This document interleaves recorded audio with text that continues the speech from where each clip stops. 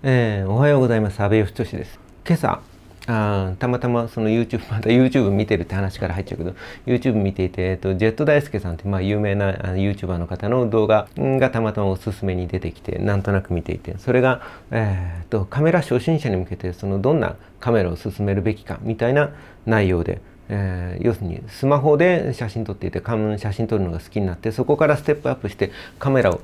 買おうと思った時にどんなものを進めたらいいのかみたいな話で、結論自体はジェット大輔さんの動画をぜひ見てほしいんですけど、そこで話していたことについてちょっと思ったんですけど、簡単に言うと、スマホで、今はそのスマホの性能もだいぶ上がってきていて、例えば連写性能がすごく高かったりとか、そのオートフォーカスとかも、センサーがちっちゃいんで当たり前ですけど、非常に機敏なわけですよね。なので、そこでカメラにステップアップして、ちょっとこうちゃんとしたカメラで撮ってみようと思った時に、中途半端な安物みたいなものを買ってしまうと、そのスマホで撮っていた時よりもなんていうかな、撮影体験が劣ってしまうというか、なんかちょっと不便になってしまったりしてたりすると、そこで、写真撮るのが面白くなくなっちゃったりとか、途中で投げ出しちゃったりする人がいるんで、やはりそこはある程度なんていうかな、便利に、サクサクと撮れる、あるいは例えば連写、が必要な場面であれば高速な連写ができるとか、オートフォーカスが素早いとか、なんかそういう基本的な性能の高い、ある程度ランクの高い機種から、初心者こそ入った方がいいんじゃないかという話で、割とカメラの世界の中で、よく話題になる話で、全く話を非常に説得力のある話で、話を聞いてて、なるほどなと思ったんですけど、僕自身は個人的な趣味で言うと、割となんでしょうね、貧乏症っていうのもあるんだけど、安物から入って不便を感じて、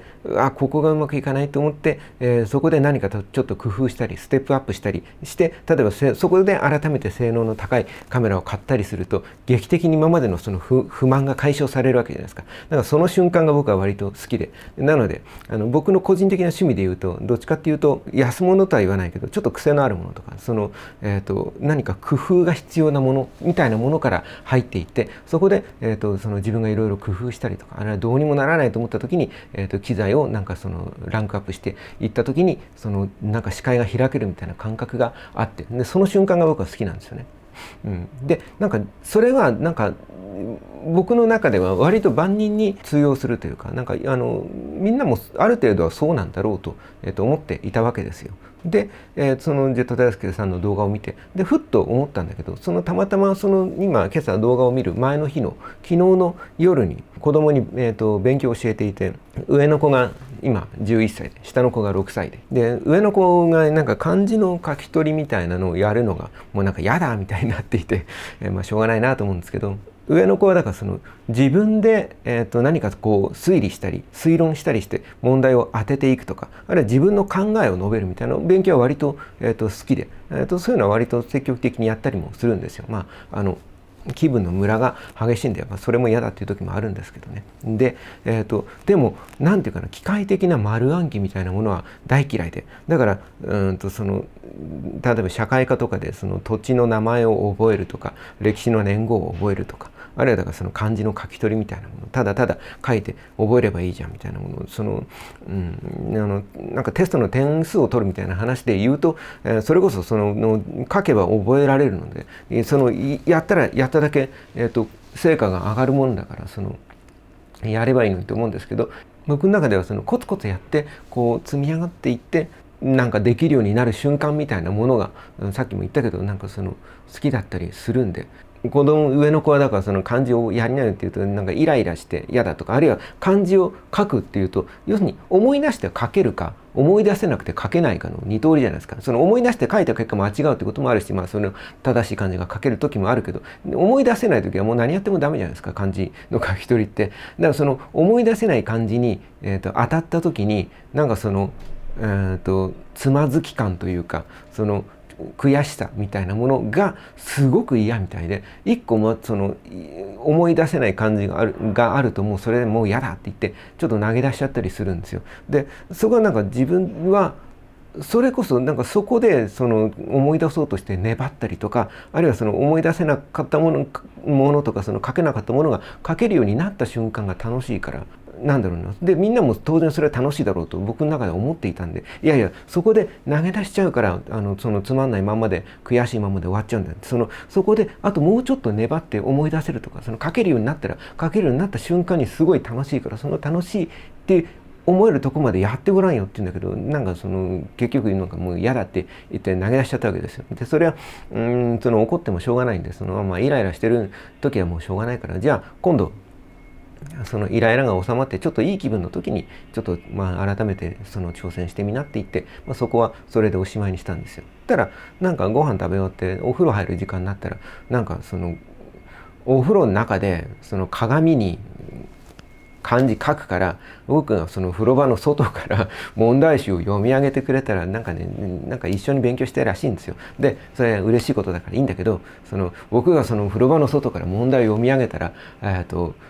くからさみたいなになって、うわめんどくさいと思ったんだけど、なんか自分からやろうって言ったんで、じゃあやってあげるからって言って問題集を持ってお風呂場のそのドアの外に行って問題読み上げてたら、下の6歳の子がなんか、下の子はだからお姉ちゃん大好きなんですよ。でもうなんか役に立ちたくてしょうがないから、もうなんかこの間無印良品でメモ帳分厚いやつを買ってあげたら、なんかそれと鉛筆をグッと持ってきてやってきて、なんかお姉ちゃんに分かんなかったら私が答えを届けるみたいなことを言って、で問題僕は読み上げて、なんか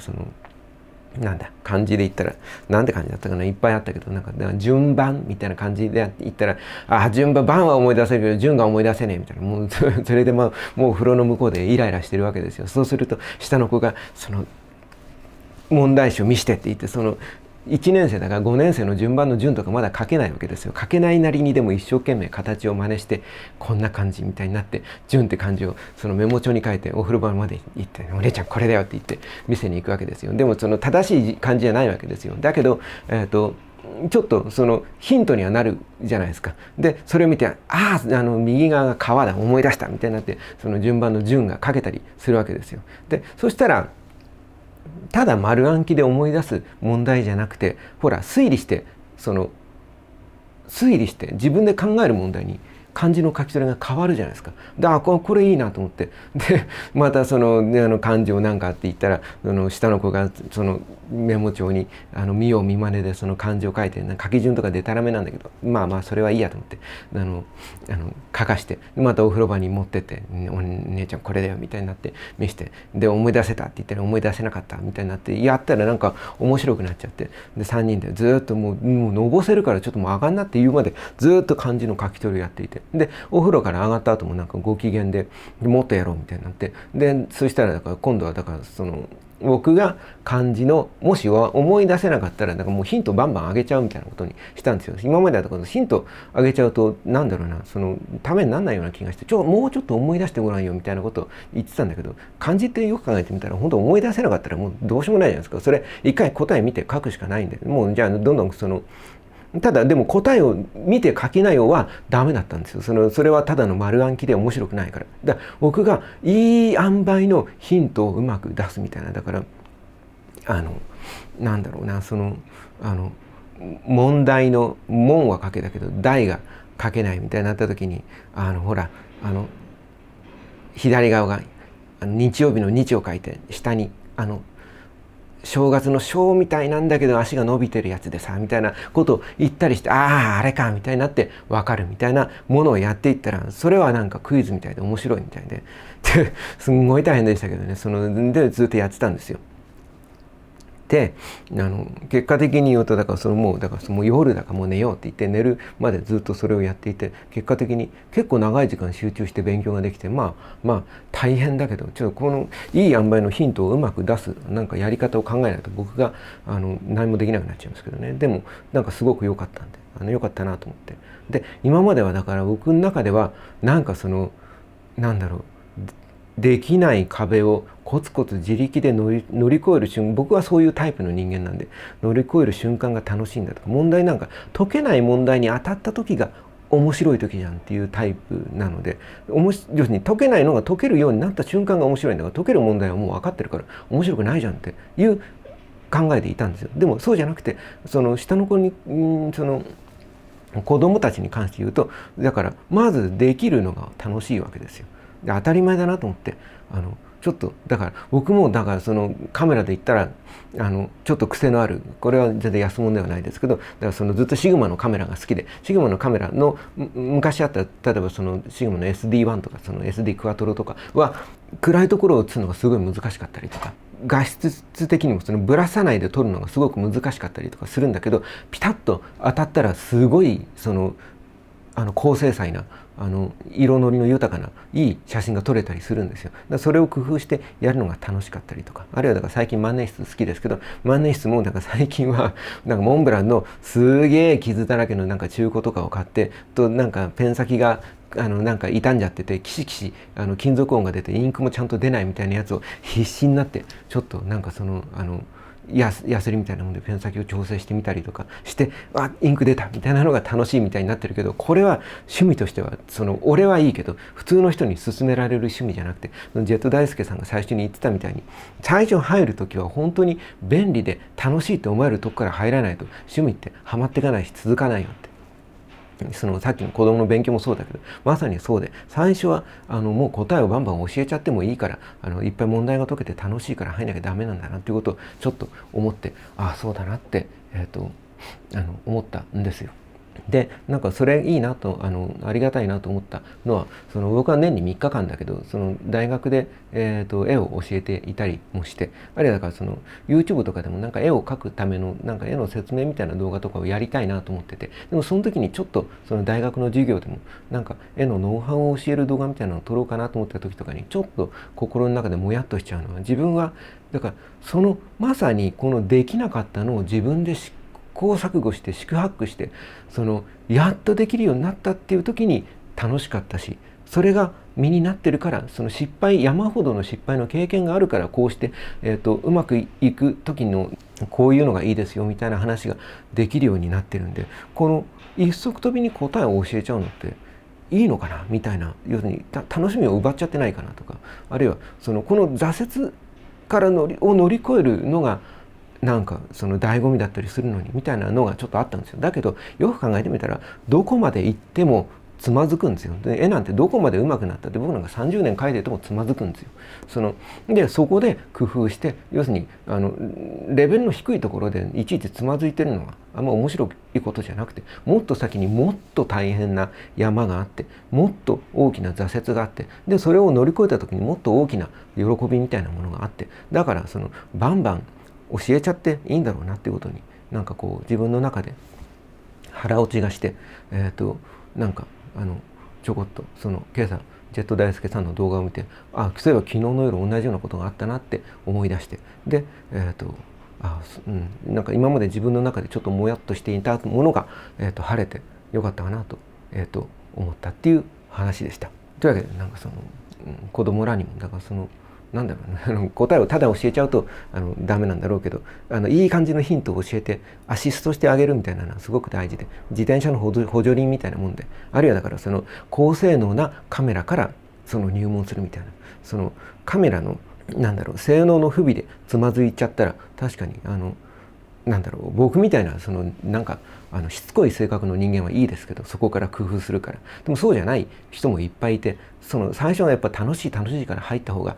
当たり前だけどいいに決まっていて、僕はちょっとなんかどうかしてるんですよねってなことを思った、